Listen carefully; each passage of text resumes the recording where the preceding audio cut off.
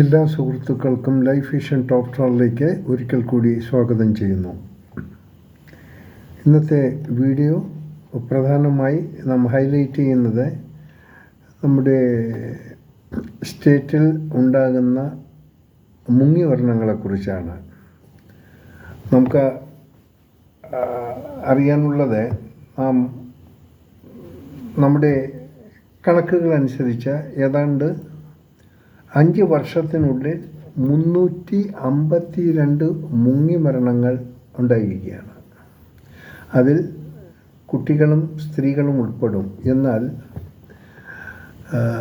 കടലിൽ മുങ്ങി മരിച്ചവർ ഈ കണക്കിൽ പെടാറില്ല.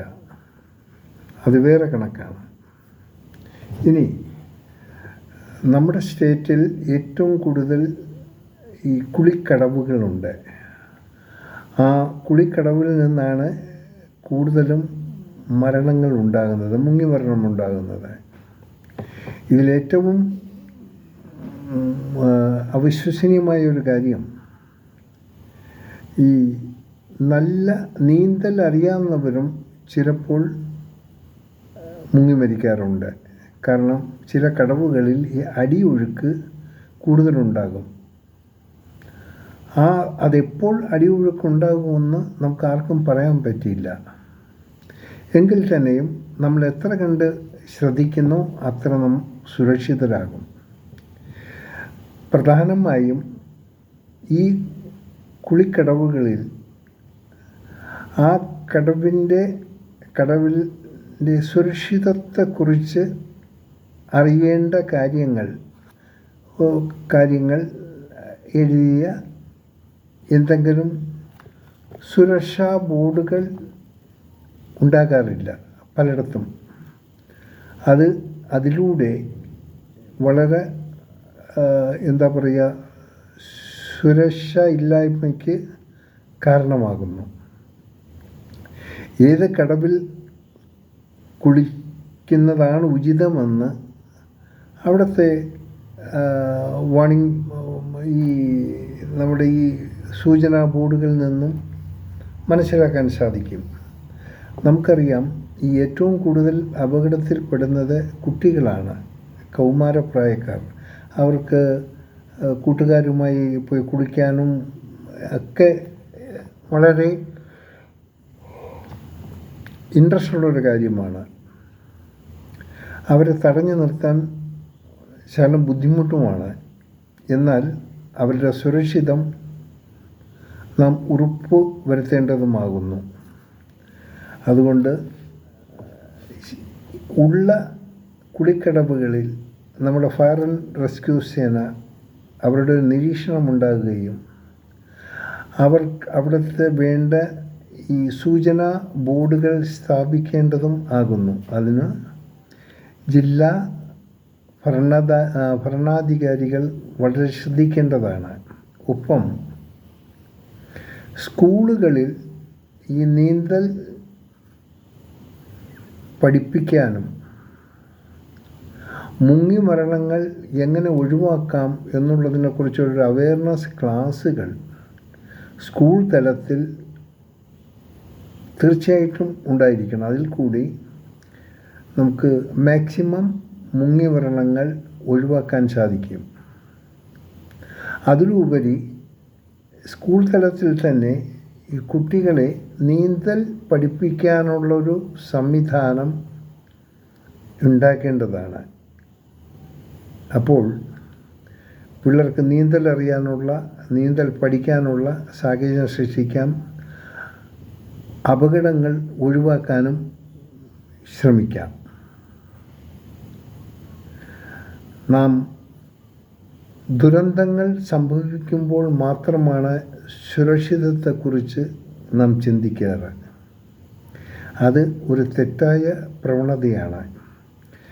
ദുരന്തങ്ങൾ ഉണ്ടാകും എന്ന് നാം കാലേക്കൂട്ടി അറിഞ്ഞ് അതിനെ പ്രിവെൻറ്റ് ചെയ്യാനുള്ള സംവിധാനങ്ങളാണ് ഗവൺമെൻറ് തലത്തിൽ നിന്നും ഉണ്ടാകേണ്ടത്. അങ്ങനെയുള്ള സംവിധാനങ്ങൾ ഉണ്ടാകുമ്പോൾ നമ്മുടെ കുഞ്ഞുങ്ങളെ ഈ ഇങ്ങനെയുള്ള ഏത് കടവുകളിലാണ് സുരക്ഷിതമെന്ന് കുഞ്ഞുങ്ങൾക്കറിയാൻ പറ്റും. അപ്പോൾ അങ്ങനെയുള്ള ഒരു കടവുകളെക്കുറിച്ചുള്ള വിവരങ്ങളും സ്കൂൾ തലത്തിൽ തന്നെ കുട്ടികൾക്ക് അറിയാനുള്ള സാഹചര്യം ഉണ്ടായാൽ തീർച്ചയായിട്ടും അവർക്കതൊരു ഉപകാരപ്രദമായിരിക്കും. ഇല്ലെങ്കിൽ ഇവരാരും കാണാത്ത ഭാഗങ്ങളായിരിക്കും കുടിക്കാൻ വേണ്ടി. തീർച്ചയായിട്ടും അതൊരു ഡേഞ്ചർ, അത് അപകട മേഖലയെന്നുള്ള ഒരു ബോധം അവരിൽ ഉണ്ടായിരിക്കണം. അതായത് സൂചനാ ബോർഡുകൾ ഇല്ലാത്ത സ്ഥലത്ത് കുളിക്കുന്നത് അപകടം വരുത്തും ഒരു ബോധം കുട്ടികളിലുണ്ടായാൽ തീർച്ചയായിട്ടും അവരത് ശ്രദ്ധിക്കപ്പെടും. കാര്യം ഒന്ന് മനസ്സിലാക്കുക, ഇപ്പോഴത്തെ പേരൻസിന് മുൻകാലങ്ങളിൽ ഉള്ളതുപോലെ 4-5 കുട്ടികളുണ്ടല്ല, കഷ്ടിച്ച് ഒരു കുട്ടി, മാക്സിമം ഒരു 100 നമ്മൾ നോക്കിയാൽ കഷ്ടിച്ച് ഒരു 10% മാത്രമേ 2 കുട്ടികളുണ്ടാവുള്ളൂ. അപ്പോൾ ഒരു കുട്ടികൾ ആ പേരൻസ് എത്ര കണ്ട് ആ കുട്ടികളെ ശ്രദ്ധിക്കണമെന്നുള്ളതിൻ്റെ ആ സീരിയസ്നെസ് നമുക്കൊന്ന് ചിന്തിക്കാമെന്നുള്ള കാര്യമേ ഉള്ളൂ. അവരുടെ ഇഷ്ടങ്ങൾ നമ്മൾ കൂടുതൽ ഇത് ചെയ്യാറില്ല. അവരുടെ ഇഷ്ടങ്ങളെ നാം സാധീകരിച്ച് കൊടുക്കാൻ സാധിക്കും. കാര്യം ഒരു കുഞ്ഞാണ്, അതുകൊണ്ട് മാത്രമാണ്. എന്നാൽ ഒരു കുഞ്ഞാണെങ്കിലും അതിനെ ശ്രദ്ധിച്ച് അതിൻ്റെ സുരക്ഷിതത്വം ഉറപ്പാക്കാൻ മാതാപിതാക്കൾ വളരെ ശ്രദ്ധിച്ചില്ലെങ്കിൽ അവരുടെ ജീവൻ അപകടത്തിലാകും.